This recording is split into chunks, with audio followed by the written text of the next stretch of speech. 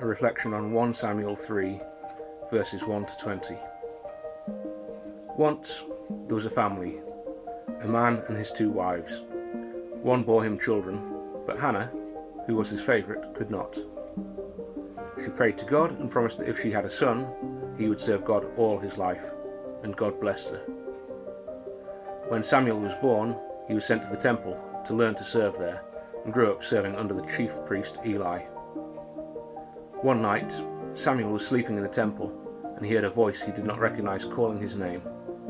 He went to the priest, who was also sleeping, but the priest was fast asleep and had heard nothing. Then a second and the third time he heard the voice. The sleepy priest explained that this must be the voice of God. When God appeared again, Samuel replied, "Speak, Lord, your servant is listening."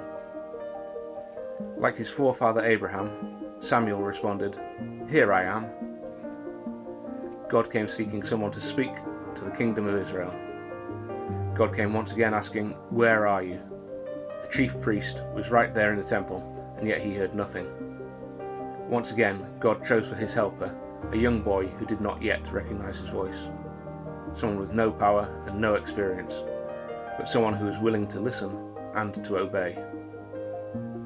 As we journey through Advent, we meet the lowly, the insignificant, the unexpected, and time and again we realize that it is not power or influence or outward splendor that God is interested in.